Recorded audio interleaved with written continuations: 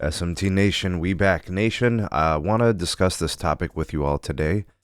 We have Verizon introduce new plans for the business customer, and it got me thinking, and I thought about the past and the precedence that has been set previously whenever they do revamp plans, right? So I want to kind of discuss where I think things are going and how I think this is actually really good news for you and me, the regular consumer side of the house, as opposed to the business side of the house, right? So I want to just kind of look back at the way things have played out, see the way things, in my prediction, are going to play out in the future and why it's good for you. Okay, so a link for this article will be in the description. It's really just a placeholder, and we'll go over a few of the details. So that'll be there. Also in the description, the real SMT Buy Me a Coffee link. Want to support your creators, show your appreciation for the content on the channel. That's one way to do it. There are others. They're in the description. And of course, if you're looking for a really good deal on wireless service, you can't beat our partner, mmWave, right? They've got the best value in the game. Use our partner link, mmobile.com/sneed. Get their incredible offers, legendary customer care. The nation has spoken. They love the service. It's been great for them, an absolute smash with the nation. So check them out. Use our partner link. Take advantage of their offers, and all those great things that come with it. So, yeah, and you'll be helping out the channel. Okay, so the news last week, or was it earlier this week? I forget. I don't know. It's mid-July right now, and we got the news that Verizon moved to a 3-tier plan structure for the business. They've got like an entry plan called the Start 5G, and they've got the Plus 5G kind of in the middle, and then Pro 5G. It really just depends, what type of network access you need, right? Do you just need the basics? You go with the Start 5G. Are you looking for something a little bit more, capacitive? Are you looking for something a little bit more, next level in usage? They've got that for you with the Plus 5G with more hotspot data and 1080p video, a little bit of travel pass, and then Pro 5G takes it up a notch. Anyways, I really like the value that these plans bring. I like the features, so I think what we're going to see, because this is typically what's happened in the past, is Verizon kind of introduces things, and we see this at AT&T as well, sometimes T-Mobile. They kind of bring things in on the business side of the house, and then it makes its way and migrates into the consumer side. Sometimes it's like verbatim, different like features and structures, and other times it's like a modified version, but it usually indicates that something is coming to the consumer side if they see success on the business side. Now, the thing is, we're not going to see this in Q2 numbers, right? Because they just did this with the business plans. But we will see it in the Q3 numbers, right? So it'll go through like July, August, September, and then we'll get those results in October if these plans really resonate with the business customer. All right, so the big takeaways here is, and this has been a problem for a loud minority, I would say, not necessarily a majority of the customers, but some people have been aggravated by the lack of 1080p video on Verizon plans, right? Even the best plans, when you're on LTE, give you 720p video. And in order for you to get 1080p or higher, you have to pay a $10 add-on, for the premium streaming. I get it with my 2017, unlimited plan by paying for that and paying for Ultrawide. So it comes as kind of like a bundle, and I've enjoyed that. But to some people, this is kind of annoying on their consumer plans.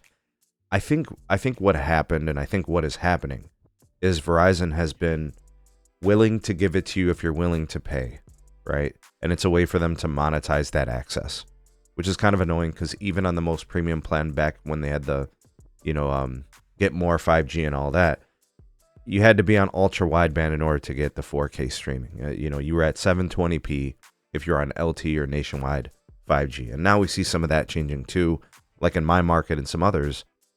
If you're on any type of 5G, you have, premium streaming. So some things have been changing, which indicates something is clear.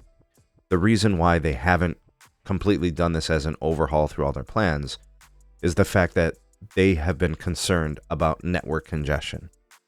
Verizon has been the spectrum-starved carrier for a while.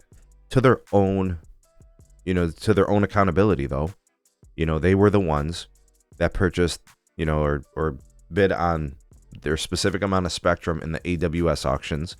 Their response was to split cells, increase density, and all those things, which is the right move, right? But they were the architects. That was their CEOs. That was their, CFOs. That was their CTO's decisions to do this.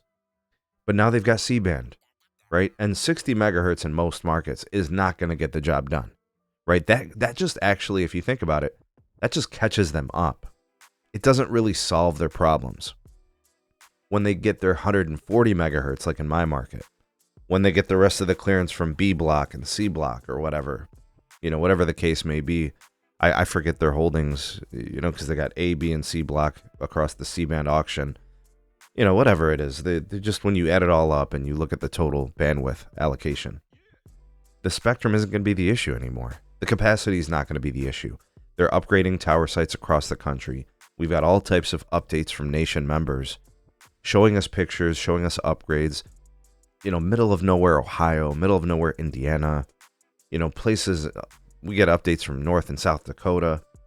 The network's getting younger and more modern by the day, and they're getting more spectrum cleared all the time, right? So I think this is all going to be a thing of the past. I think they'll be moving, with the exception of like the entry level plan, right? The start 5G and all that. I think all these plans, and even the old ones, what Verizon did when they moved down from 1080p to 720p, that was back in like 2018, I think. They didn't announce it as like a plan or anything. It just changed, and it was like a blip on the radar. They're probably going to do the same thing here. I don't know if they'll make an announcement, but they're not going to change plans to do it. They're just going to, provide 1080p. I think that's what it's going to be. I think it's coming, right? Based on this. So again, this is speculative on my part. I don't have any reason to believe, other than I look at the precedents of what happens in the past and the fact that now that they've got more capacity, we see them more friendly and open to 1080p and 4K on ultra-wideband and those types of things. And look at the amount of hotspot, 100 gigs, 200 gigs. You could see they're starting to have confidence in the network capacity that they've created. So, look forward to the rest of B block clearing. I know in Ericsson markets, we're seeing a cluster by cluster basis of those bandwidth upgrades hitting tower sites. And I guess it's not really official, but we might hear something soon, with the earnings conference, the earnings report coming out here in about a week.